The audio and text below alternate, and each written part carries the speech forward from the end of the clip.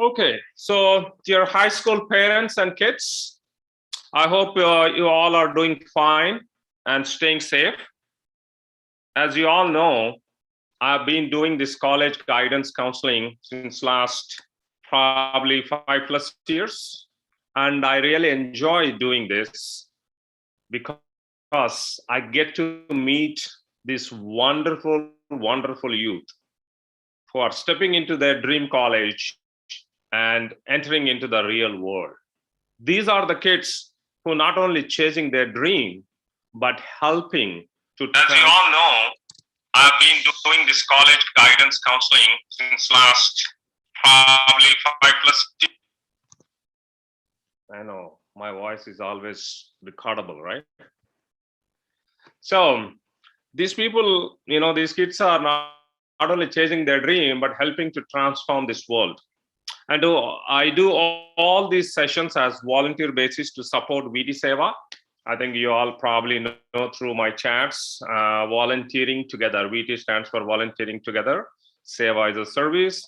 It's a non-profit organization through which I'm helping to support the initiatives for free education to all the underprivileged kids, especially who are visually challenged and tribal kids.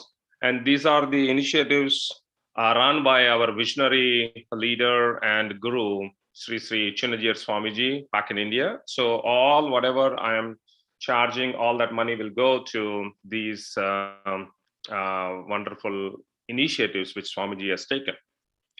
And today I have posted one wonderful picture and the notes. I'm not sure if you have seen it.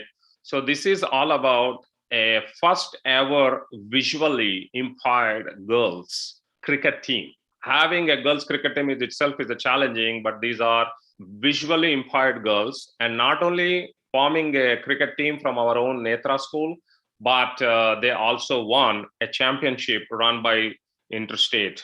So this is our first girls impaired cricket team from Telangana. So I want to really thank everyone for supporting me and sharing all the information and supporting me in our VT Seva initiatives. Now, coming to today's event, right?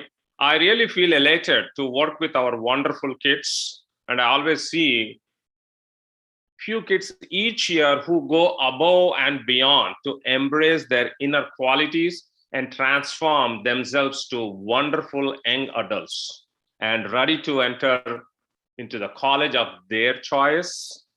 And this year, I have few very special high school seniors with wide backgrounds and unique skills. And I want all of you to learn few things from them, how they managed their schedule, how they have got themselves into that particular unique skill what they have. So I don't want to give any of those introductions. I want all the kids will be doing. So this will be more an interactive session. So I have already received a lot of questions through the registration. So the way how I would like to do is I would be asking, moderating the session with all these 6 wonderful kids. And then if you have any questions or anything, please share through the chat. I will ask. And after I'm done with my questions, if there are any more questions needed, we'll open to Q&A session so that all these kids can absolutely answer. Again, this is all their experiences. This is not a perfect formula, but whatever worked for them, they are going to share their experiences. And I'm sure the parents and the kids will probably take a notes, and you may have a lot of questions, so we'll make it interactive. And you may have to make tailor-made for your own scenario, because as I always strongly believe, each kid has unique skills. Each kid is different. Each kid will come up with a lot of their own inner qualities. They are seeing the world through their eyes. So this particular solution may not be directly applicable, but definitely you can learn few things and then see how we can change it to good for other kids. Okay, so I really want to thank all these wonderful kids for giving their time, because these are all in high school kids, and some of them already got the admission. Some of them already finished their applications, and some of them are still working on some of the applications, right? So again, till April or May 1st, you don't know who is going where. So if you kids want to share anything about your colleges which you already applied, feel free. There is no restrictions. It's up to you, whatever you want to share. But again, thank you all for joining. So let's go first introducing yourself, right? So we have few kids from out of state, because initially the college group which I started is for Cary or the RTP area, but it has spread across the US. So I want to go all the way from out of state first, and then we'll come to the in-state. And all of you 6 kids, you can also get to know each other. We don't know, you all may end up into some of the similar colleges. You may have some similar things. So I want to create this as a wonderful cohort and continue your relationships. So I'll go first with our Houston lady who has championed first ever climbing Everest mountain in this Engage. So first of all, going and doing a trekking and all is so difficult, but this young lady did a wonderful job. So please go our Houston lady and tell your name, whatever the way you want to introduce, please go ahead. Hi, I'm Dhriti. I'm a senior in high school, and I am from Houston, Texas. Yeah. Excellent. That's all you have, introduction. Anything else you want to add? I think you will learn a lot about me and my journey and the things that you could do. In the next questions. In the next few questions, yeah. Okay, no problem. Fantastic. Now we move all the way to our West Coast. So we have one young lady from California. So California girl, please go ahead. So hi, my name is Rima. I'm from San Jose, California. And in college, I really want to study computer science. So yeah, that's a little bit about me. Okay, very good. Now, all the rest of the folks are from RTP, but I want to go on with the person all the way dialing in at 2:30 a.m. and taking this for us. So thank you. Go ahead, from India. Hey guys, my name is Arjun and I'm currently a senior at Green Hope High School, and some of my hobbies include video games, sports, TV shows, movies, and I really want to pursue a career in cybersecurity. Thank you, Arjun. Appreciate it. So now I'll keep our Nitya last because she's my VT7 director. So Varshini, you can go ahead. Hi everyone, my name is Varshini. I'm a senior at Enloe Magnet High School, and in my future I want to be a doctor, but I don't want to do it in like the typical path that most people do it. But you'll hear more about that in the questions. Excellent. Thank you, Varshini. So anybody want to know more about FBI, linguistic, we'll be talking a lot about that through Varshini. And now if anybody likes Tesla, the race cars, we have one gem of a guy here who really takes everything in the speed of the light, right? Please go ahead, the car man. My name is Anish, and I'm a senior at Green Hope High School. A few of my hobbies, I like driving, I like playing video games, and I like building like Legos and like model kits and stuff. And I plan on doing probably just engineering in college. I haven't decided between like computer and mechanical, but probably towards computer engineering. Excellent. Thank you, Anish. So we talk about a lot about how someone can take their hobby into a big career and also shake up the companies from Australia to give him a job, even though there is no office here. So there are a lot of things you're going to learn about Anish. And now our wonderful young lady and our VT Seva youth board, please go ahead, Nitya. Hi guys, my name is Nitya Janapati. So yeah, I'm from Apex, North Carolina, and I'm a senior at Green Level High School. So some of my hobbies include drawing, playing the guitar, hiking, stuff like that. I like outdoor activities. And I want to study comp sci in college. Excellent. Thank you, guys. Appreciate it. So now the one and the foremost question which parents, probably 80% of them are asking, is how do you balance your studies, right? When you want to go into the college, everybody is looking at the holistic. Of course, you need to have a GPA. Of course, you need to have a rigor of the curriculum, but then you also need to have a hobbies. So how are you managing? So let's start with our mountain girl, Dhriti. How are you managing your work-life balance or study-life balance? How are you managing your studies in the club? So what is your mantra? How did you get through it?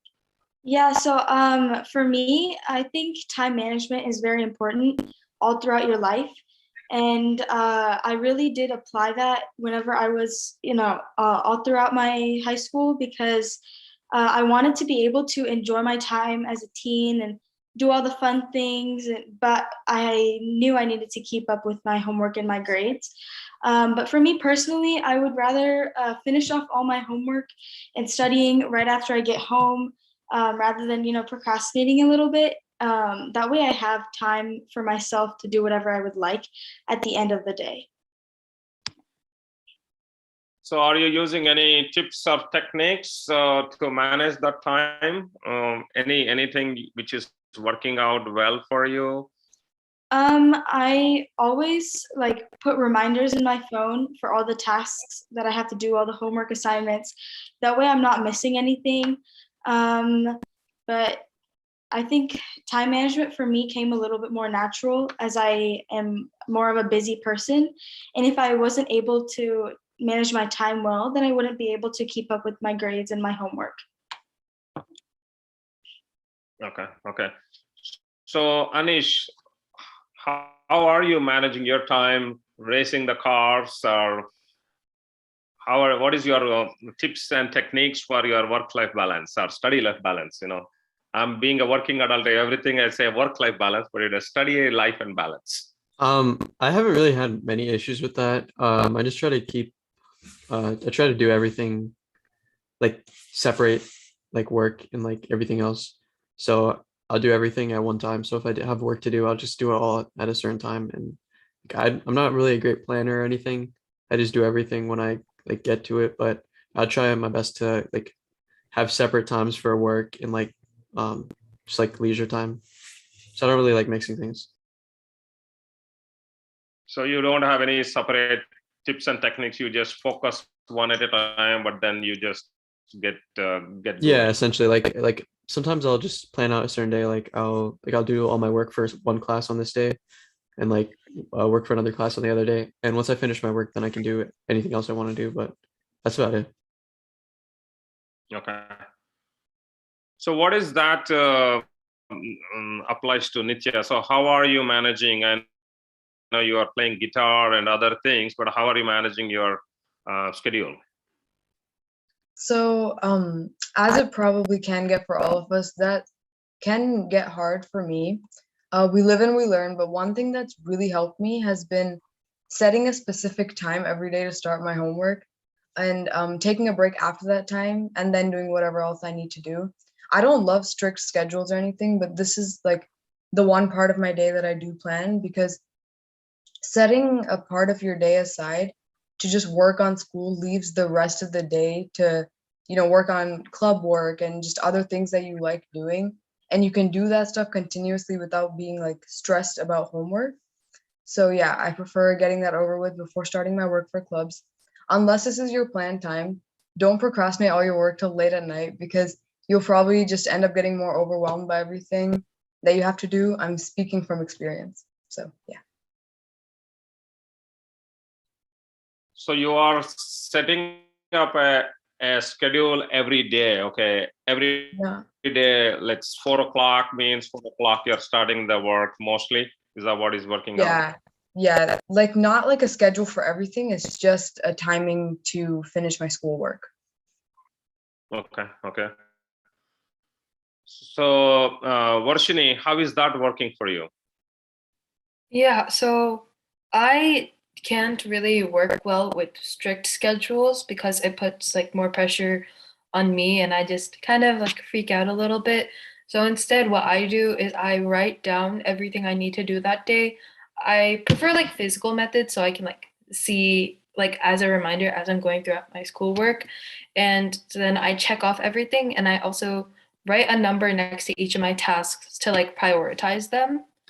And I found that like prioritization is the number one thing that like helps me go through my daily tasks because just like some days some things just aren't as important. And my school schedule is I have 4 classes on one day, then I have 4 separate classes another day. So it like I have to prioritize things based on class, like when they're due or like the next thing I have done. I also use when I'm studying, I can get off track easily, so I always put my phone away and I use the Pomodoro method, which is usually like 40 minutes studying and then a 10 minutes break and then you go right back to studying like that. So it helps you like keep your focus after a while. And yeah, I also like physically crossing out tasks because it makes me feel accomplished. And it has like a reminder that I've actually done something that day instead of like wasting it all. So yeah. Okay, so that's good. So you really feel okay, either a check mark or something. Okay, I did it something today. So that's good. So when you say priority, do you look at the priority for that particular day or the priority for the whole week or for the quarter? I'm a very busy person with like I'm sure all of us are. So with like school, extracurriculars, and like things even outside of that, I typically look at things on like a day-to-day basis or a week-long basis if necessary. But it's more day-to-day, especially because like my school has the schedule the way it does. I don't have the same classes every day, so I don't have things due for one class every day. I also like I found it really important when I'm doing work is that even if I'm not done, at like one point I have to go to sleep and then I try to wake up early and do it because my bus also like I have to wake up at 5 or 5:30 to get to school on time because I do go to a magnet school, which is so it's like really far away. So I found out that setting a set time to go to bed is more helpful than like staying up till like 2 or 3 a.m. to get your work done. Okay. Okay. So Arjun, how is that you are able to balance? I know you are in a So, cybersecurity and other things. So yeah, tell me your secret sauce. So what I do is, whenever I'm given a bunch of tasks, what I do is, just like the other people mentioned, I prioritize that task. I generally create a notepad, and then I prioritize those tasks like from most important to least important. And if I'm having trouble prioritizing, or if I'm having trouble putting them in the correct order, what I do is I also consider another factor, which is how long those items, like those tasks, take me to do, as well as when they're due. So like the ones that are due the earliest, I put them at the top, and sometimes I just organize them based on all these factors that I'm considering. And another thing that really helped me is that whenever I'm working, I strictly work, and then whenever I'm like having fun, I strictly have fun. So like it really helped me earlier. What I used to do is I used to let these activities interfere with one another, which really by doing this, I didn't really have 100% concentration on any activity. Every time it was like 50% concentration on studies and then 50% concentration on like shows. And then when I was watching shows, I would sometimes just like scroll back to studies. So this is what happened. I would never have all the concentration on one activity, so I couldn't really like work diligently. So what I decided to do is I decided to like take 2 hours out of my day and dedicate that time to only studies, and then maybe take 30 minutes to 1 hour and dedicate that time only to shows or video games. So then I have so that I'm like concentrating the most on each activity, and I'm like using my 100% concentration on the activity that I'm performing at that given time. So you're doing a lot of multitasking, but doesn't mean you're doing multiple things at one time. You're doing one thing at a time, but you are doing with the breaks and doing multiple things with focus. Yeah, I used to multitask actually, but I realized that that didn't really help me. So I started sticking with one activity at a time, and that really helped me work more diligently and then get my tasks done on time. And yeah. Okay, excellent. So Rima, how is that working, the computer science? And I know you do a lot of other activities, so share your thoughts. For me, like I've never been the best at time management. Like I've always procrastinated and I struggled with that like a lot. So for me, I tried a lot of different things. So one thing I suggest is just like setting goals and just write down the stuff you need to do for the day. Like keep an agenda.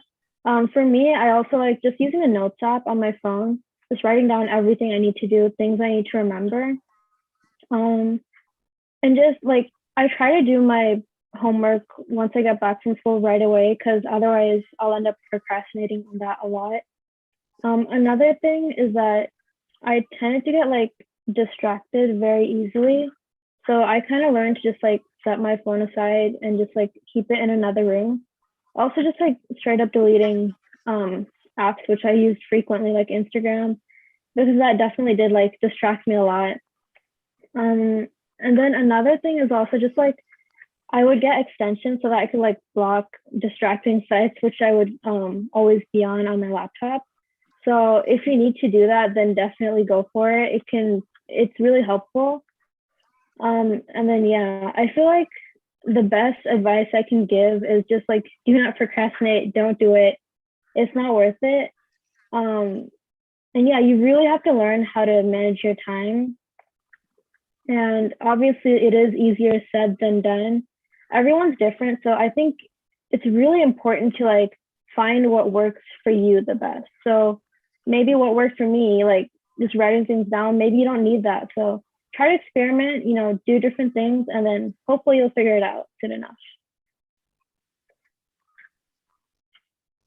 So Rima, when you work, do you keep your phone down or away? Because I know a lot of the kids in your age or parents are struggling. Hey, my kid is always with the phone.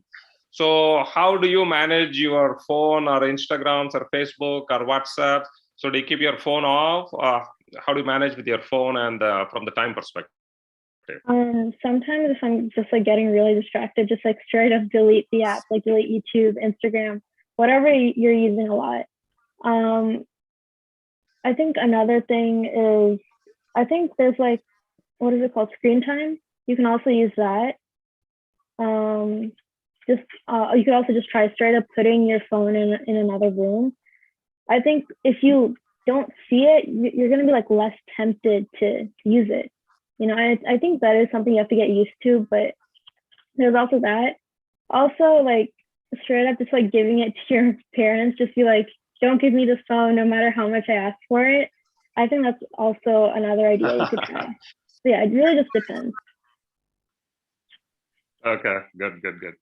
So let me just switch the gears. I know everybody is saying SAT or ACT are not required, but as we know, that is definitely one of the factor which admission council want to see, because every year there are so many different applicants are coming in that always will be using that as a thumb rule to see who is getting what, because obviously no matter what, your GPA has to be good, your rigor has to be good, and then SAT and ACT, right? So let me start with probably Anish. So Anish, what did you take SAT or ACT, and how did you prepare for it, and any techniques you have for that? So yeah, the first time I took the SAT was probably, I think it was in like 7th grade. And I did okay. I didn't do like as much as good as well as I thought I would. So after that, I went into that one without really preparing too much, because I took the PSAT a few times in like school before that. Because you are allowed to do that. And you just do that in school through the school. But when I took the SAT for the first time, it was kind of crazy how like fast it would go by. So I was kind of more focused on just practicing more on the actual questions themselves. I don't think it's very efficient to actually go through the concepts that they teach for like reading and stuff and math. I think you just have to just get used to the type of questions that they offer. And for the reading, I do think it's very beneficial to just be a good reader beforehand, like read like lots of books, especially for the grammar portion. Essentially, I never learned any grammar rules. I just sound it out in my head, and if it sounds right, that's probably the right answer. But yeah, I took the SAT again, and I did much better in ninth grade, I think. But the score that I'm submitting everywhere is the ACT that we took in junior year. I think that's the score that I did best, the test that I did the best on. So that's just my thoughts on the standardized test process. Okay. Nitya, what about your thoughts on SAT and ACT? Which one you prefer, and anything you want to share? Yeah, so I took the SAT last November. I started preparing around like summer of last year, so like 3-4 months before my SAT. And the resource that I used to prepare the most was Khan Academy. When you sign up for their SAT prep, which is free by the way, you can see that they basically divide up all the material into different areas. So you don't get like lessons on content, but you have a bunch of practice questions for each type. Yeah, and as you progress through them, they start getting like harder. You get harder questions, which is helpful. And then after the practice questions, you also have timed sections to get used to that like pacing. And there's also 8 practice tests. I'm pretty sure that's the number. If it's not, it's something around that. But I took one each weekend, and that was extremely helpful. Do this. But if you practice using Khan Academy, I'm pretty sure you'll see almost every type of question that you'll get on the test. At least that was my experience. I didn't have any surprises in terms of question type when I took the test, if you can believe that. So yeah, do a bunch of practice questions on there. And as Anish said, I think, yeah, it is probably more important to focus on the question types and doing a bunch of different practice questions rather than like continuously studying content. I mean, if you have like questions, obviously study content, but I think with the SAT, it's more about knowing what types of questions you're going to be asked and being prepared for those. So yeah, do the time sections and definitely take time out of your weekend or whenever you're free to take the practice test because it'll be worth it for sure. If you take away anything from what I just said, it's that. So yeah. Okay. So Varshini, what is your take? Yeah, so the first time I took one of the tests was the December SAT my sophomore year of high school, and I just took it with barely any preparation just to see where I was at. And then coming out of that test, I knew a lot more of the kind of areas where I had to like do work on. I agree with Nitya and Anish when they say don't really focus on the content. You're already going to know the majority of the content. So it's just like brushing up on a few weak areas. But the really important thing is taking timed practice tests, because the biggest issue I had on any of the exams was my time management. And so that was pretty hard for me, especially on my first test. I ended up taking the SAT one more time, and then I realized that I didn't really like it that much, so I took the ACT instead, and I ended up doing much better on it. And to prepare for that ACT, I just did a lot of practice tests. So one of the resources I found online is like, for the SAT, like Nitya said, you can go on Khan Academy, but for the ACT, I just looked online for past released ACTs, and I just printed them out, and I did all of them. I must have taken like over 15 practice tests in like less than 2 months. So the website I used was crackact.com, and there's also cracksat.com, and I printed them out, and then I went through section by section, and I also I set aside time after my test to look at all of the questions I got wrong, and I kind of like I took the concept area that my incorrect questions were in, and then I spent more time reviewing that concept area. So I ended up doing a lot better on my ACT when I took it my junior year, because North Carolina requires all juniors to take the ACT. So I ended up submitting that one to all my colleges. One thing I will recommend is that I think that the absolute best time to take the test would probably be the summer after your freshman year of high school, because you can kind of spend the entire summer just full on preparing for that test and not like focusing on any like other summer program, but you can just focus on that test and then take it kind of in the August sitting and just hopefully score well on it and just have it out of the way. And then if you're in North Carolina, you do have to take it your junior year, but it doesn't really matter if you score well the first time. That's true. That's true. Very well.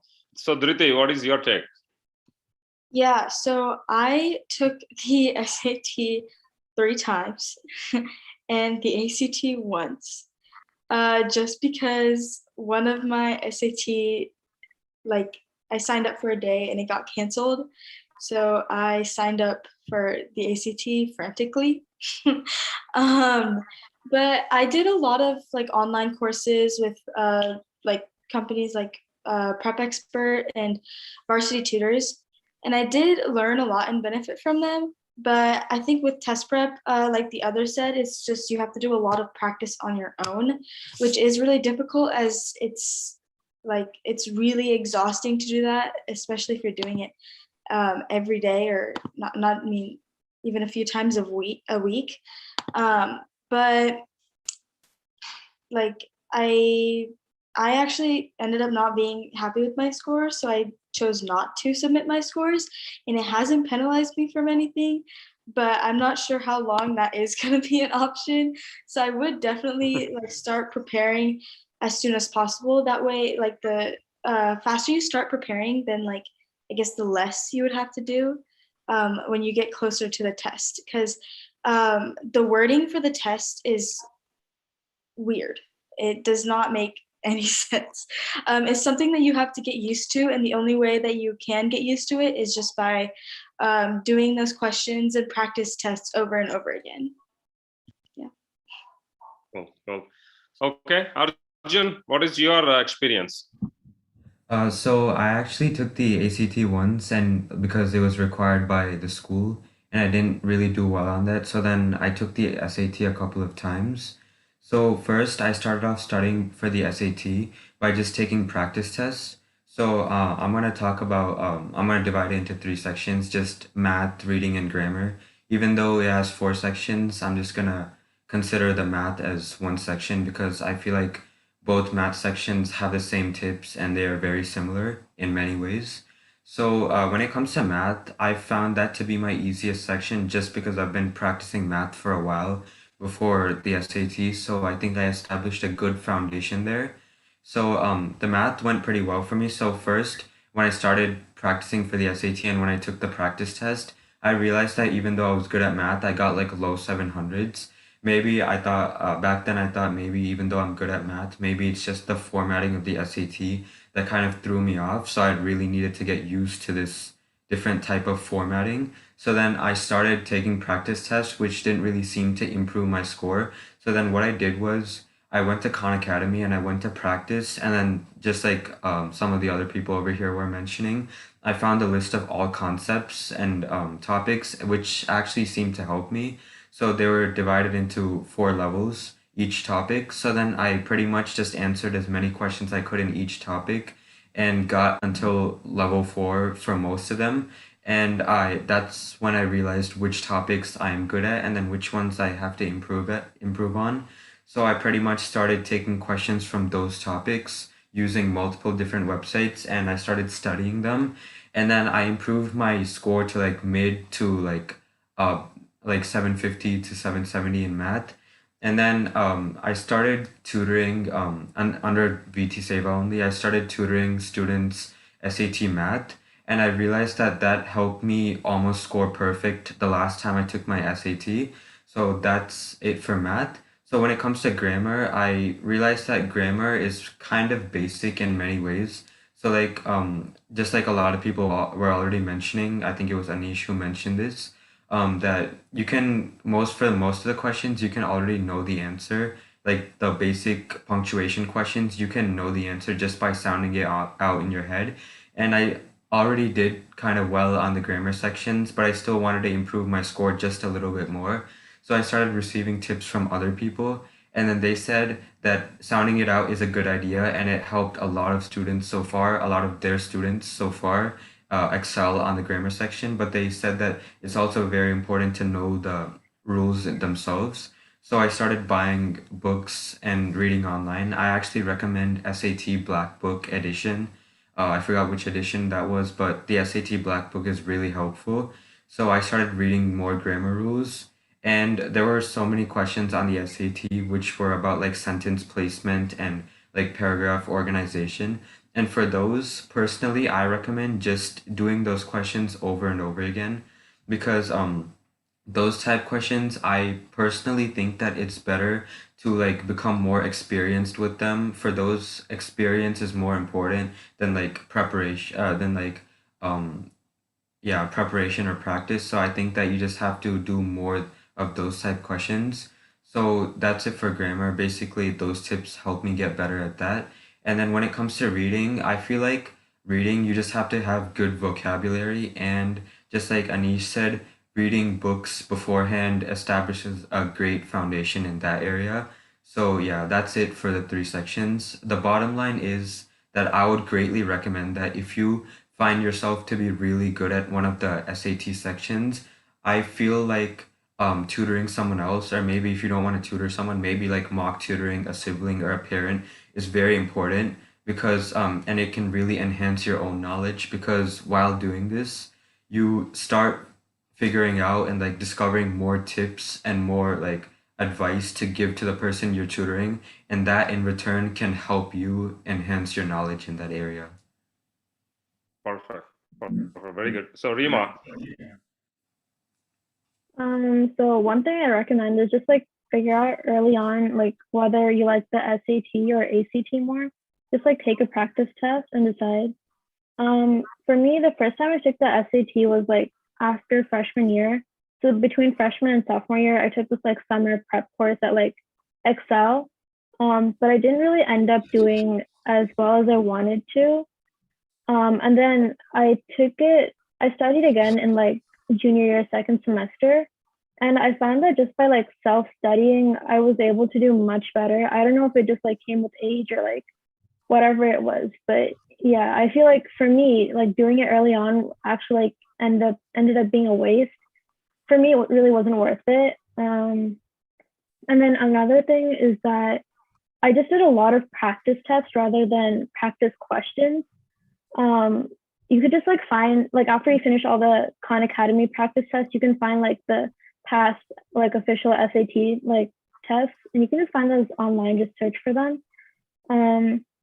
I took like 3 per week because like it was during distance learning, and I had like a lot of time. I literally didn't even have school on Wednesday, so yeah, I just did a lot of practice tests. And the most important thing is to like thoroughly review your mistakes. Like, don't just keep taking tests, like review what you did wrong. Sometimes like for math, just like write out the entire problems, like keep a notebook to like keep track of like the problems that you keep messing up on. And I think that's really helpful. Also, there was this one YouTube channel that helped me a lot for math because I wasn't really that great at it. I think it was called like Scalar Learning.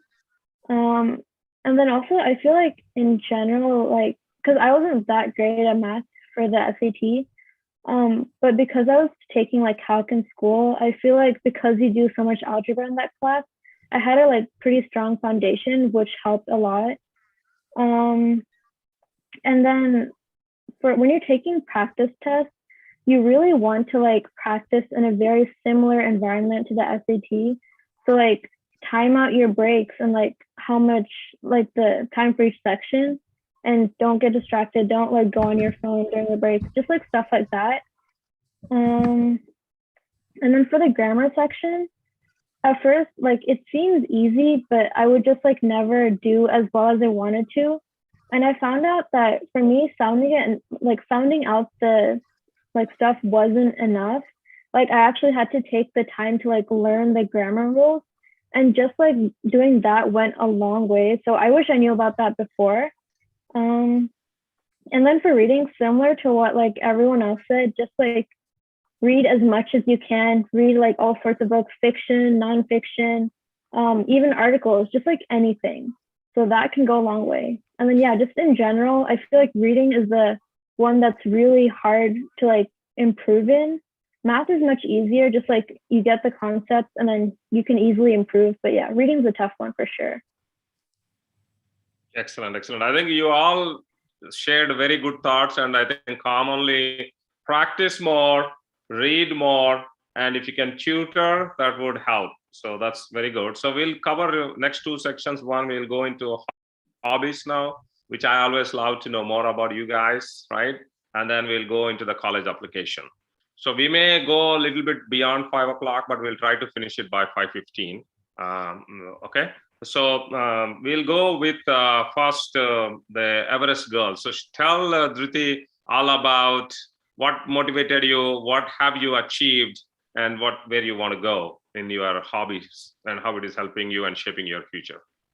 Yeah, so motivation, I feel like, is a big thing to get you through the college application process. One motivation for me is I thought about my future a lot and the way I want to live and who I want to be and where I want to be in the future. I feel like that motivated me because I had this image in my head and I want to get to that. But I also think a motivation for me, if I was doing homework or the college applications, if I was trying to get something done, I would motivate myself with breaks, be like, okay, if you get this one thing done, you can go watch one episode or do something like that. And then I also motivated myself with food.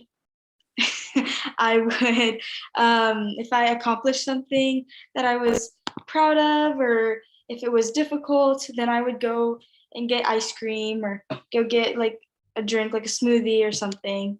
But yeah, that's basically my motivation. And then extracurricular activities.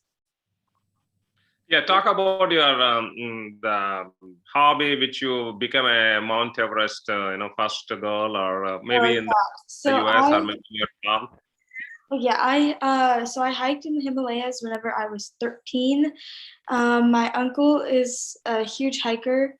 He loves hiking. He's been all over. I mean, he loves it. So I decided to try it one time with him.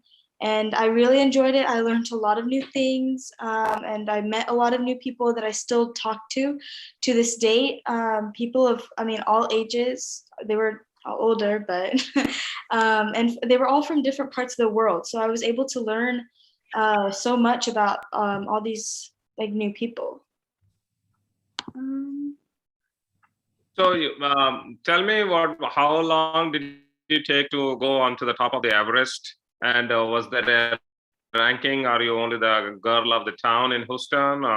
Anything? This is time, guys. You need to brag about yourself. I did not go to Everest, but I still did go to the Himalayas. So it took 5 days. The trek was 5 days, and it was a different experience. I got to learn, so I got to learn so much. So okay, it did take a lot of preparation. Also, I would like to say, I was preparing I think a month before I went to India, and I would prepare with my uncle. We would run every morning a few miles, and then I did strength training. I would climb up with a backpack up and down stairs. I had to learn how to drink water because I had to make sure that I was hydrated, since there's not much oxygen there. So I had to learn how to drink water. It was completely different, but it was a good experience that I will never forget, and I hope to do something like that again.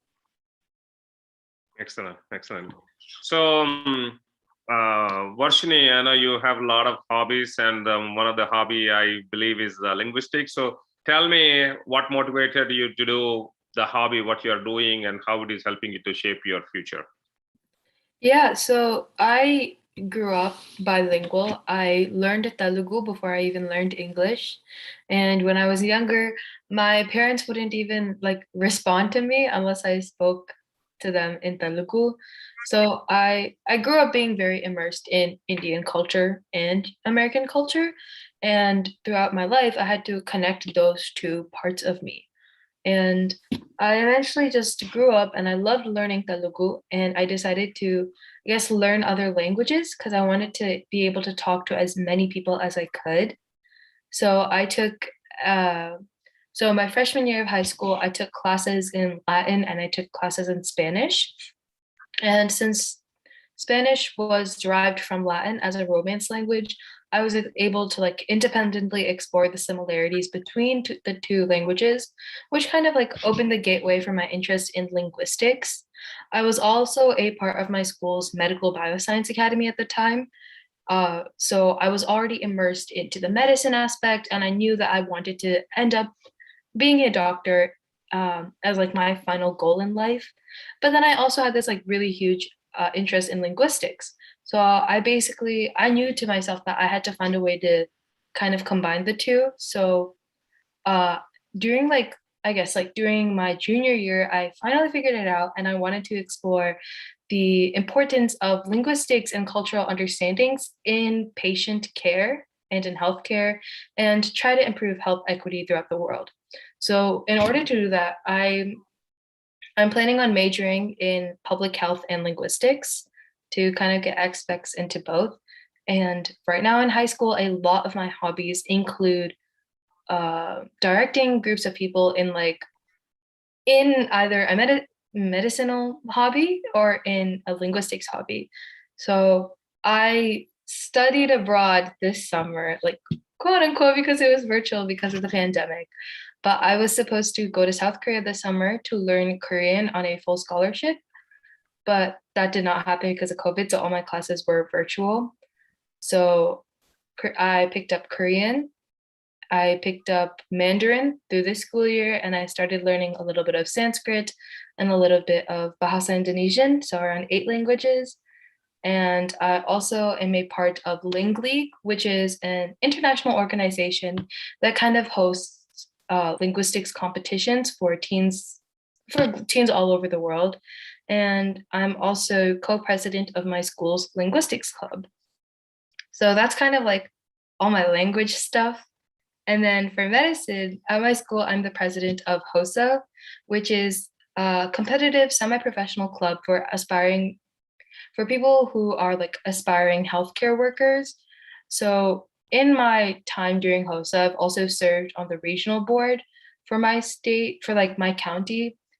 So I've had to really increase my teamwork and communication skills. And that kind of cemented the fact that in my future, I want to work in a team and with like a large group of people because I cannot work alone. I get really bored. So in my hobbies, I've had to learn a lot on how to be a good leader, how to work well with others, and kind of be able to direct a team in order to like accomplish its goals and its tasks. So, yeah. And I also do a lot of speech and debate. I joined that my freshman year, and I've stayed a member and I've competed and I've won placed in national tournaments. And that really helped me improve my public speaking skills, my argumentative skills, and also my analytical and critical thinking skills. So I guess all my language classes, HOSA, and speech and debate really all helped shape to be the person I've become today and also shaped my interests in language and healthcare. Excellent. Excellent. Very good, Varsini. I think you have 8 languages, which is really good. So that's fantastic. So Rima, I know you are helping a lot in India, some school and doing planting. So talk about your hobbies and how it is motivated you and what is your setting up for the future. Yeah, so with the India stuff, I'm in this organization called FYLH, Future Young Leaders for Humanity. And it was a club I joined when I was in 8th grade. At first, it was my parents were like, oh, this is a good volunteering club. You should join it. And I did. And then over time, I just really grew passionate about it. I grew really close to the people working there. And then in that club, we were basically like raising money to build a hospital in Kuchipudi, India. It's like a rural village. The hospital is called Sanjeevani, and it was actually built pretty recently. And then yeah, we've just been raising money for that. And the reason like it was so important was because like people who were living there previously like didn't really have proper healthcare. So that's why like, you know, building a hospital there was just so important. So yeah, that's something I've worked on. And then just for that, like I like fundraised like in a lot of ways. I grew like hundreds of plants, just like from seeds, and then I sold that in my community, and I raised like a few $1,000s from that. I also just like did simple bake sales, selling cookies and stuff. And then I was also like, we also did like a play, like a street play kind of thing, where we basically like incorporated like Indian culture and we combined it with like a Disney themed play. So yeah, those are a few of the fundraisers that we did. In addition to that, just like some of my hobbies are singing. I've like always been into singing. There's like nothing specific that got me into that. I've done like Indian Carnatic music for like around 10 years now. And then because I was so into singing, I've done choir in my school, and I'm actually in like my 4th year choir in high school. I decided to continue because I just really liked it. And then another hobby is badminton. I joined our high school's badminton team. I really like it because it's just really different from everything else I've done, because it's just like very physical and I can get my mind off of like studies.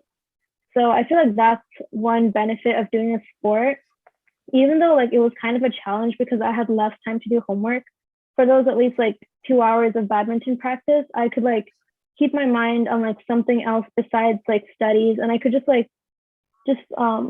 enjoy playing. So that was nice, even though like it was a little bit tiring for sure. And then yeah, in addition to that, I guess CS would be my other hobby. I like programming. And I started like teaching coding lessons because I just really liked it. So yeah. Excellent. So Nitya, how did you put your mural from your home to governor's office? So how was the journey for you? And tell me about all the hobbies and how did you learn? Right, yeah. So I've been interested in art since I was like 4 years old. It's been a long time.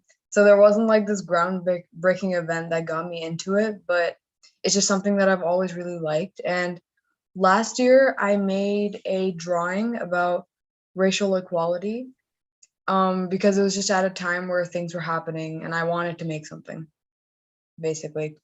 So I did that, and I entered it in a pretty well-known competition here, the Congressional Art Competition, that is state level. So yeah, I entered it there, and I ended up getting an award. So Congresswoman Deborah Ross actually took that, and it's at her office right now in Washington, D.C., which is an honor. That's very cool. And yeah, through that competition, also my principal found it. So I actually got the opportunity to paint that as a mural in my school.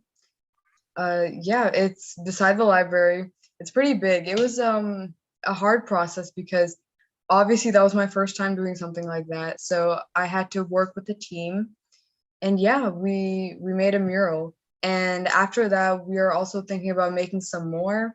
This one, they're not mine. There are other students coming up with ideas and stuff. But I think that has become one of my, I think like a really cool extracurricular, something that I really enjoy is making murals and helping with murals around the building. And so yeah, in that arts category, I also play the guitar, which I have done since middle school. And so I do that a little bit professionally. I take classes and I do exams, the Trinity music examinations. And in art, I would say I also do stuff like National Art Honor Society, and I'm part of our school's art board. So things like that in the artsy side. And I'm also in choir, like as a school subject. I've been in choir since 10th grade because that's when I moved here. And the other categories of like my activities, I would say are service and computer science. So it's service, the inspiration, the motivation for that comes from traveling for me. When you travel around and you see problems, you want to do something to fix them, or at least try what you can do, whatever you can. So I've joined some organizations, as you know, VT Seva, and I also tutor. So stuff like that I've been doing since I got here. And last, I mentioned one of the categories is computer science. And with that, my main extracurriculars are a coding and programming club at school since 10th grade. That's not like a super serious club or anything. It's just a place where all of us gather and kind of share information. I know in the last couple of years we've done like challenges and stuff like that. So that's really fun, a fun place to explore your interest for sure. And I also did a Python course. I spent a large amount of time on that course, and that is what got me interested in my major, which I have mentioned is computer science. That's what I want to major in. So yeah, that's an overview of my extracurriculars. I kind of went over like the main categories. If someone wants to know like specific names of the organizations, you can contact me and we can talk about that, because I think that'd be too time consuming for right now. So yeah. True. That's right. So I think for everybody, feel free to ask any questions directly to the children through chat, because we cannot cover too many topics on this. Then it will become like each one is good enough to talk about a day, because there are a lot of activities each one is doing. But now let's go with Anish. I know you have motivated an Australian company to give you an internship in Cary, even though they don't have an office. So how did you motivate it? What is your design facts? So we want to learn about all on that.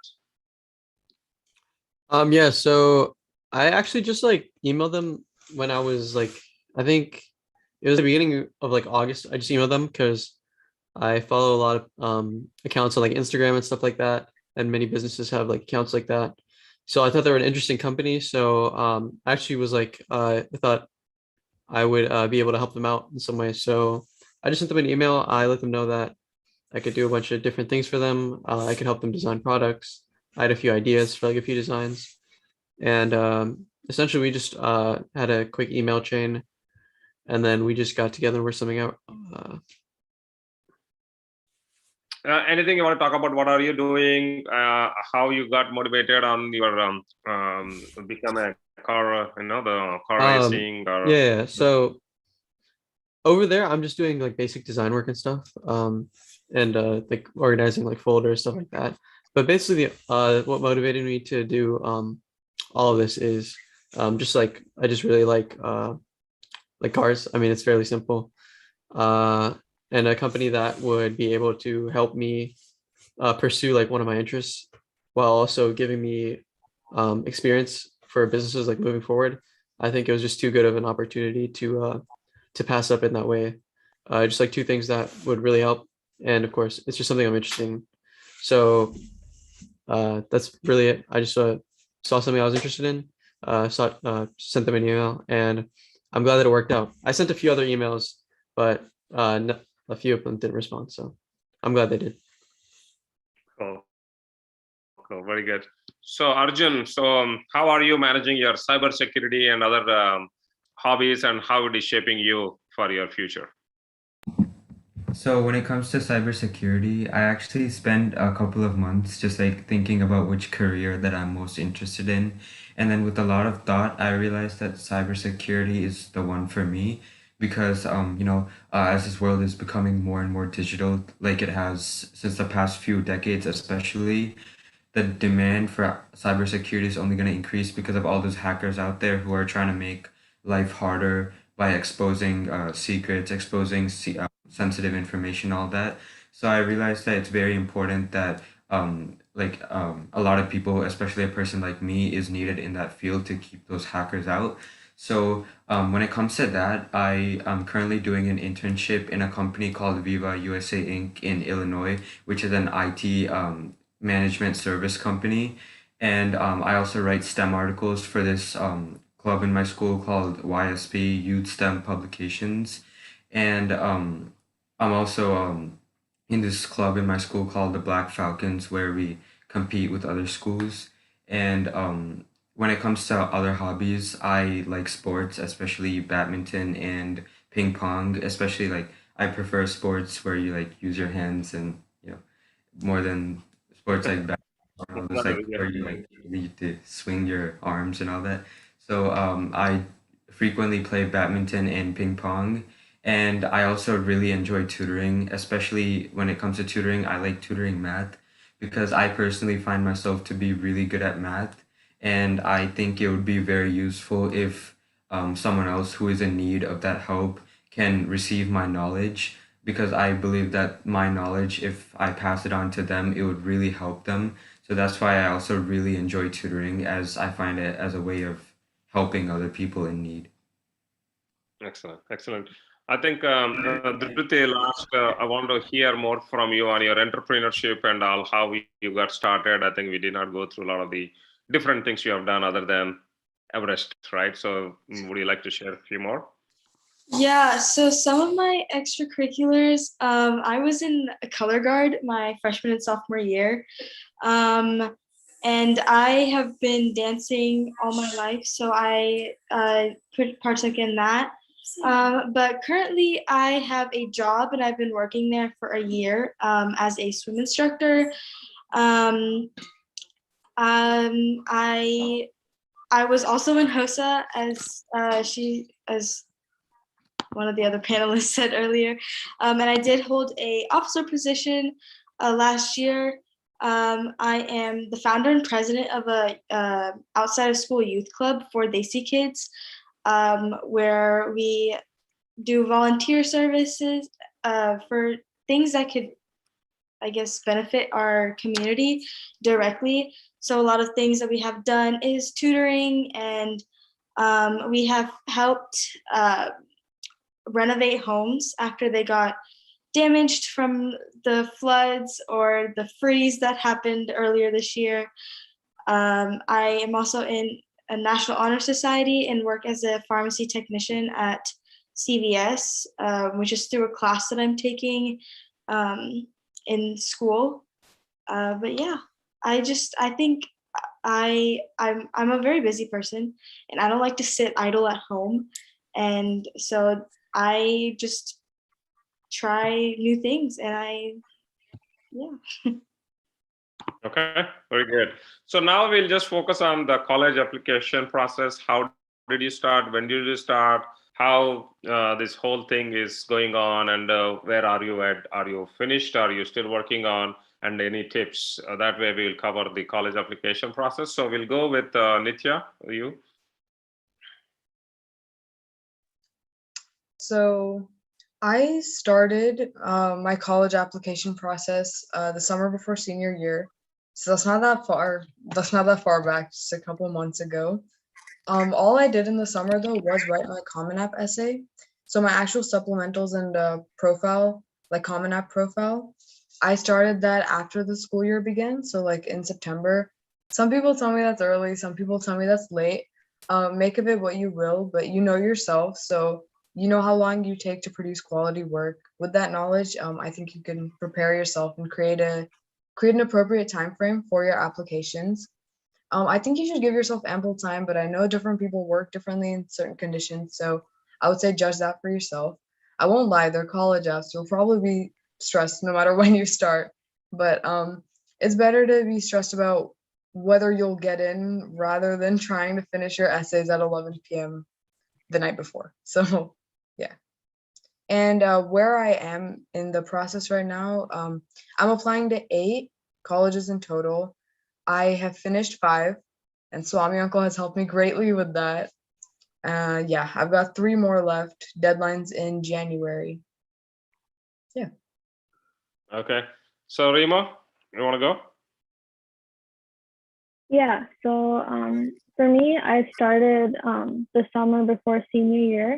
I basically I finished up my UC PIQ. So there's basically like four 350 word essays you have to do for the UCs. I finished those up over the summer, and I also finished my Common App over the summer. So for the Common App, I actually slightly rewrote and adjusted one of my UC PIQs and just added onto it, which is why it was actually not too bad. And then right now, so I finished applying to 8 early action colleges. And then I've also done UCs and CSUs. I think one thing I do want to recommend is look at the prompts, even if you're not a senior, because for me, I only saw them when I was applying. You don't have to stress out about it, but just know or be prepared for what you're going to do later on. So read the UC prompts and then the Common App prompts. You don't even have to start writing, but I think it's just helpful to keep in the back of your head.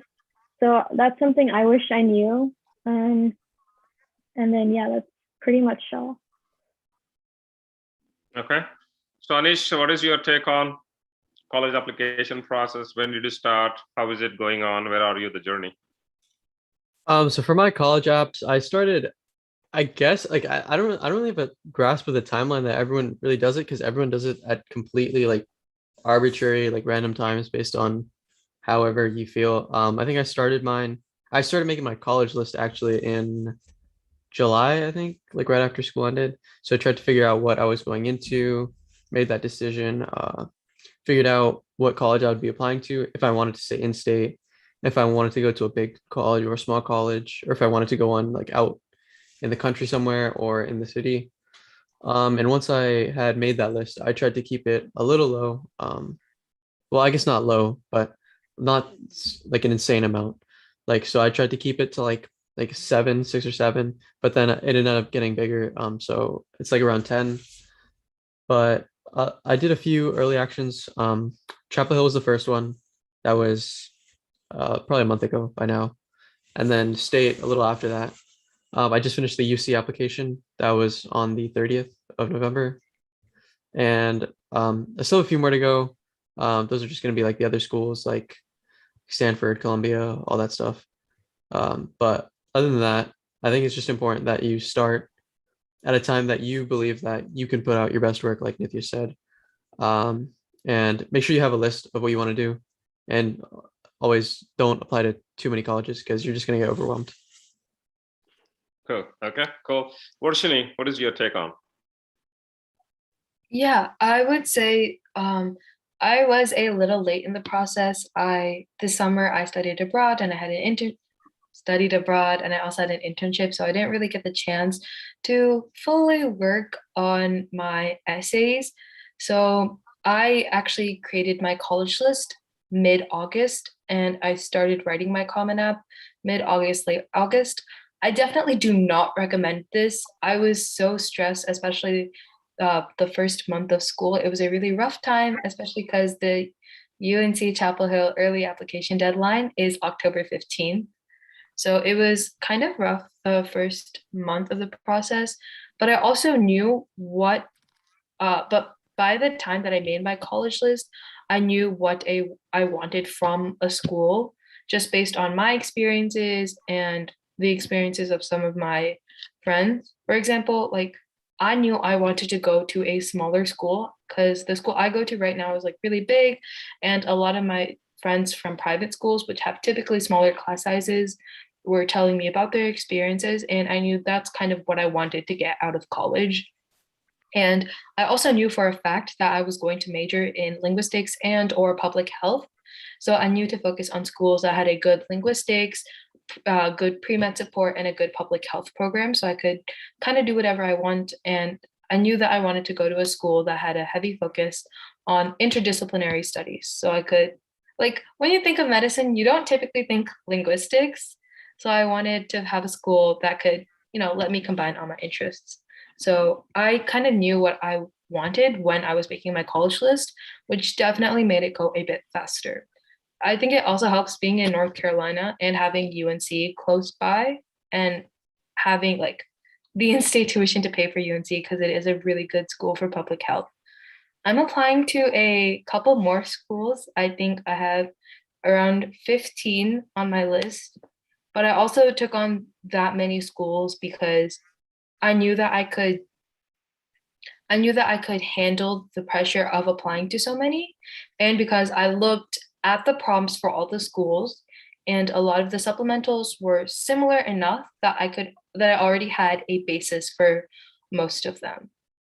I applied to 6 colleges early action, and I have 9 more to go. And I know that like at any time I can drop a school if I don't think it is right for me. So yeah.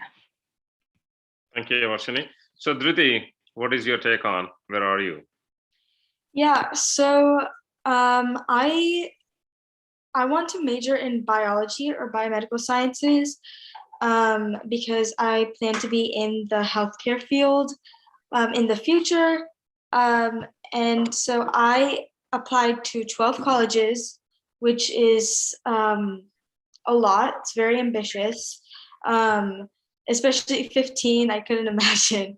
But yeah, it's definitely a lot of work, and only, again, like how she said, only take on that much if you know for sure that you're able to do it. So I started preparing on August 1st because that's when all the colleges like open their application. But I did look through the Common App prompts beforehand because they do come out before August 1st. So I think it's really beneficial to look at them when they come out and start at least brainstorming what you could write. But I did, during the summer, I did figure out like kind of like my college list and my top 3 majors, because most colleges will ask you to pick 3. So I did figure that out. That way I can just put that into the application instead of like having to go through all of them at that time. But yeah, I applied to 12. I finished all my applications before November 1st. And I tried to submit anything that I could. Like if I had the option to submit it early action, I did. And I have heard back and gotten accepted into 6 out of the 12 so far. Oh, that's good. Congratulations. So you already got some acceptance. That's good. So Arjun, go ahead then. What is your take on where are you right now on this process? So I'm gonna talk about where my journey started, my college application journey. So I actually started my college application in June of this year. So like by then, Common App hadn't like the colleges hadn't opened up their Common App yet. Decided I decided to start in June because I decided to start my Common App essay in June because I've received a lot of advice prior to that about a lot of people. Some people started early and then they recommended starting early, and then some people started late and they really regretted that. They told me to start early. They said that starting early is always helpful because if you start early, you can get as much as the Common App essay done as you can before you have to start worrying about these supplement questions and all of that stuff for different colleges. So I decided to first write down my list of colleges. I think I applied to around 10 or 11, give or take 2, but I think it was 12 exactly. But I applied to around, first I just formed my list with 12 colleges. Most of them I finished. I think I have one remaining, but I finished most of them. I think 2 of them were due in October, and then the rest were due in November, besides one college. And then so I started writing my Common App essay in June, right after I like formed my list. And after I started after choosing my prompt for the Common App essay, and after starting my draft, I made some progress. I think by then I wrote my introduction and I wrote a couple of body paragraphs. And then I decided to also make a list of all the other important information that I expected the colleges will ask.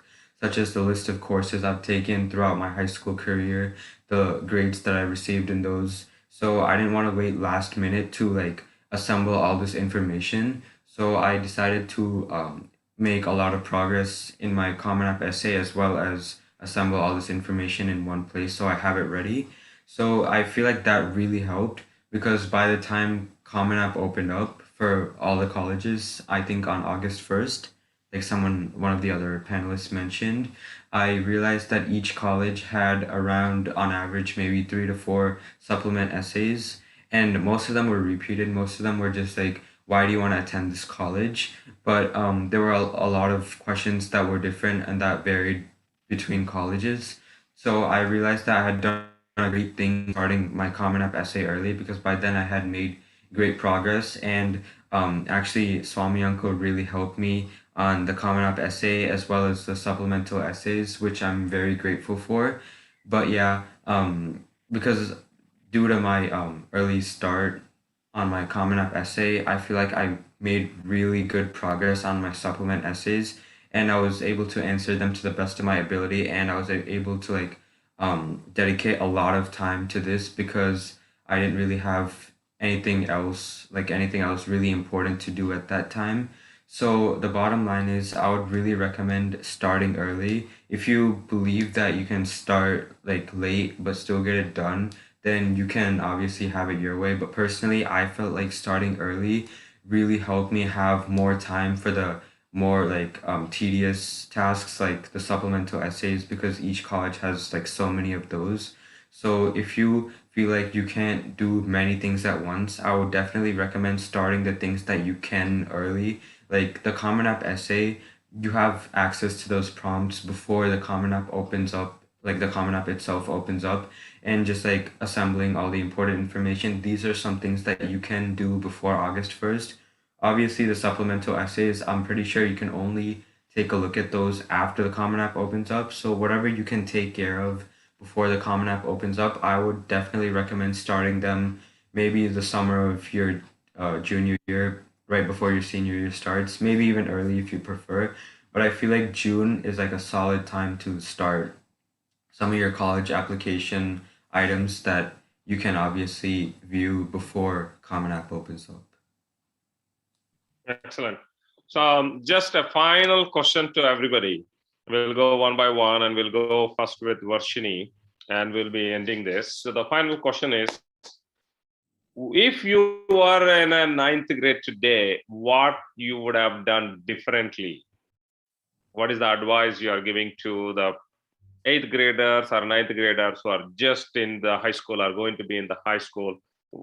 Because you guys have passed through all these 4 years. So what is the one thing you would like to change yourself if you're given an opportunity, if you start like a ninth grade? So we'll start with Varshini and then we'll go around about it.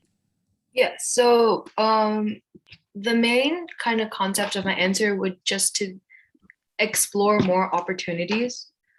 In school, you want to join as many clubs as you can freshman year because you're not really doing that much other. Your coursework is not as heavy as it will be in later years. So you have a lot more time to focus on volunteering hours and extracurriculars. So ideally, I would probably join a club every day of the week that meets every day of the week and kind of just try to see what I liked. So I joined debate my freshman year, and it kind of made me realize that, oh, I really like this public speaking thing. Let me try to explore other things outside of it. And I also started learning 2 languages my freshman year of high school. So it helped me. So figuring that out freshman year also let me like have time to kind of go deeper into those specific topics as I went on throughout my high school years.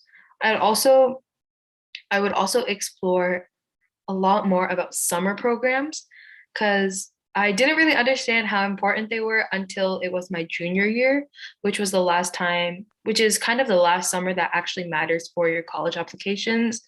So a lot of summer programs cost money, but then I learned that those aren't really that helpful because they're not selective, especially if you're paying over $10K for 6 weeks to learn at an Ivy League. It's not worth it.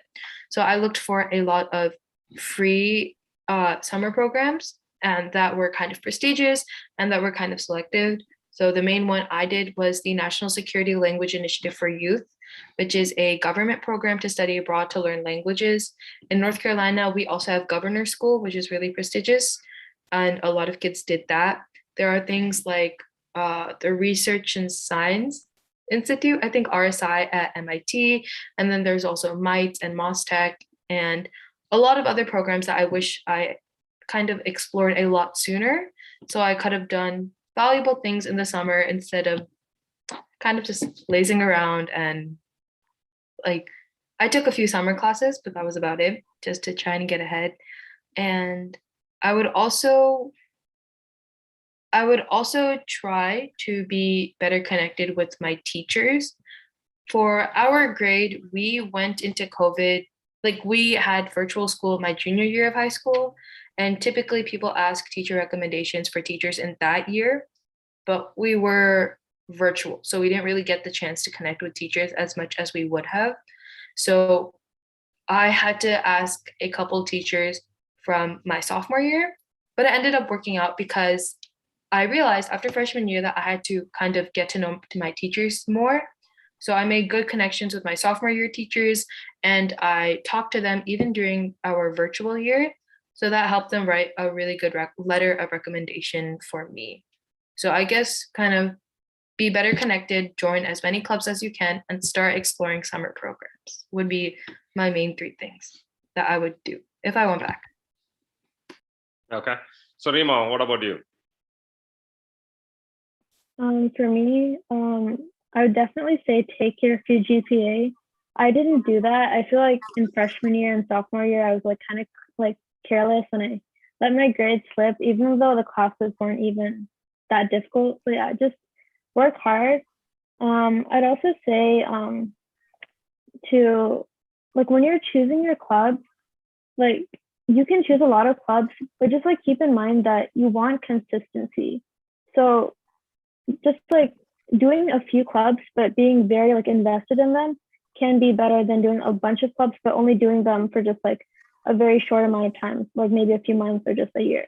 But if you can balance like multiple clubs and do it for a long time, then I think you should definitely do that because it is super helpful. Another thing is to like definitely experiment, try to see what your interests are.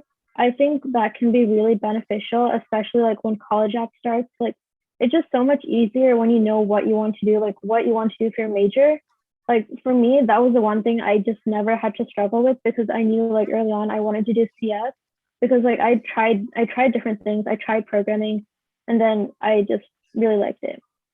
Another thing, like I think this was mentioned before by Varshini, but it's helpful to like make connections with your teachers.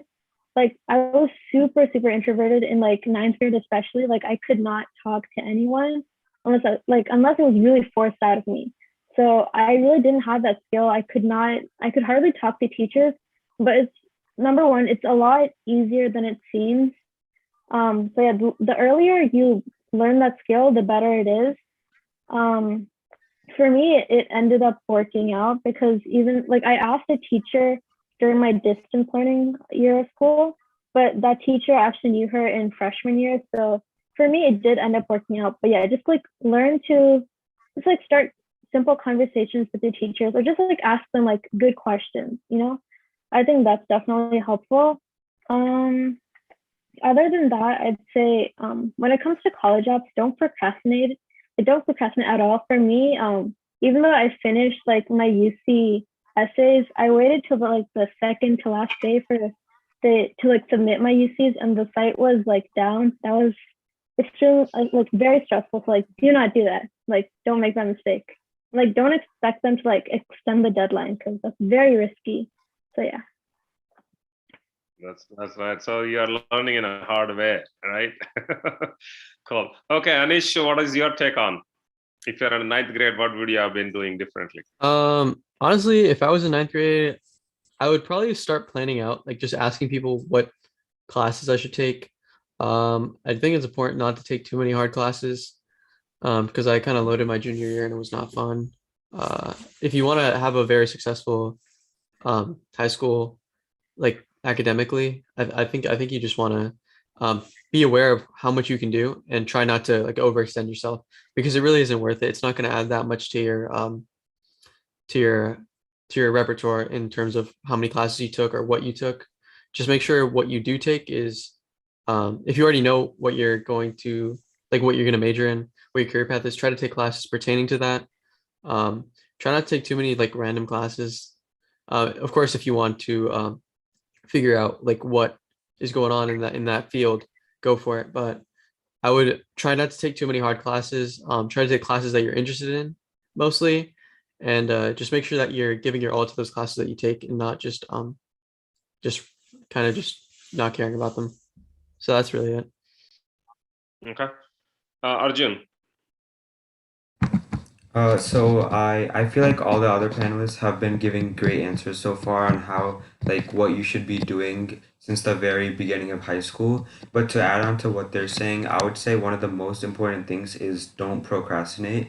And when I say don't procrastinate, I just don't mean like postponing your work or like doing it last minute.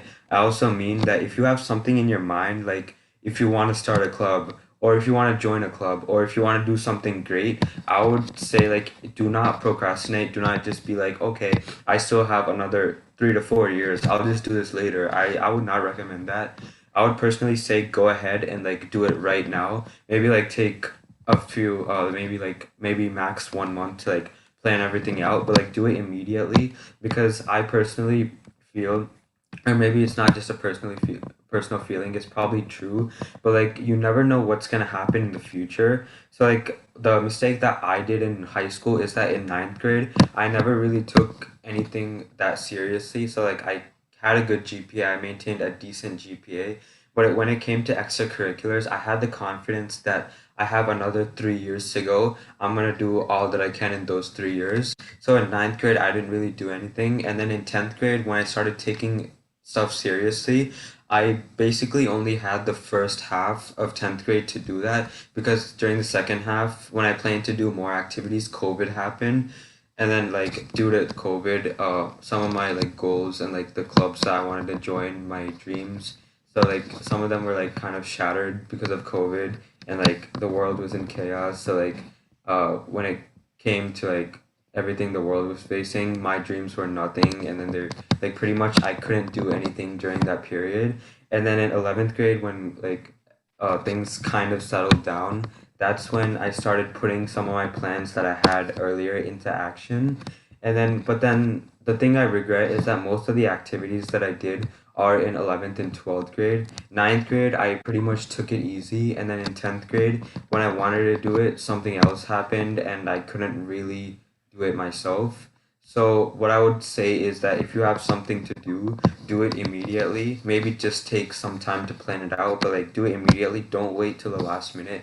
And especially like me, do not wait until the next year to do it because you never know what's going to happen in the future. You never know if you're still going to be able to do what you want to do. You never know what obstacles are going to come in the way. So I recommend that if you want to do something, go ahead and do it right now. Excellent. Do it now. Do it now. Don't procrastinate. Good. So, Nitya, what's your take on? So I think the biggest mistake that I made in high school is when I moved here in 10th grade, I kind of had my mind set in stone about what my interests were and what extracurriculars I wanted to do. So I think one thing that I wish I had done is explore more, because there are so many clubs. Like you can open your school website and there's just a bunch of things, stuff you probably haven't even heard of. And I took one look at that list, saw the stuff that I was inclined towards and just stuck with those, which I mean, it's not a bad thing to explore your interests specifically, but I think there are probably some clubs that I would have really loved, some clubs that I could have enjoyed that I probably didn't. So I think that's probably my biggest mistake in high school, is not exploring enough and just sticking to what I knew I wanted to do.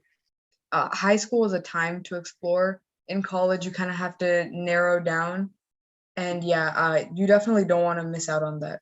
That the point of that's the point, is to explore. So yeah. That's true. Cool.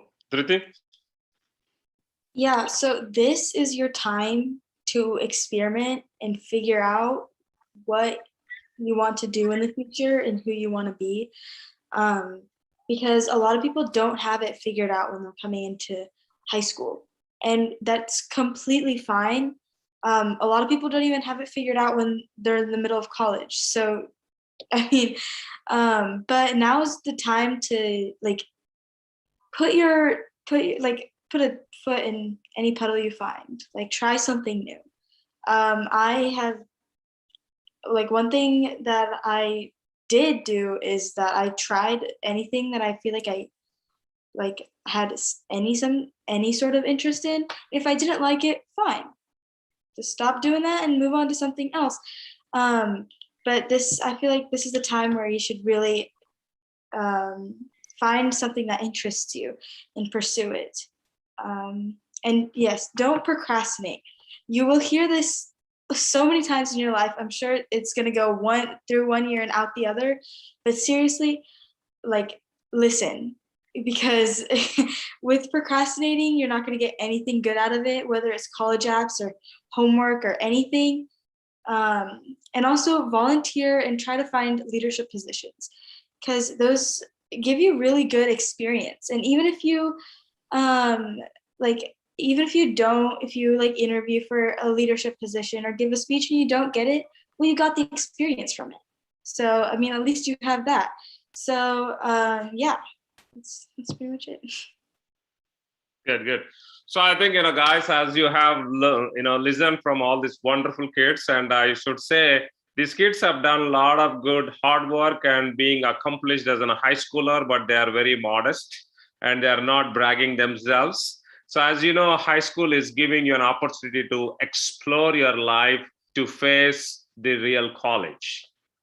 And the people who you are all entering into the college, whatever you said now as a ninth grade, you have to do more doubly careful in exploring things.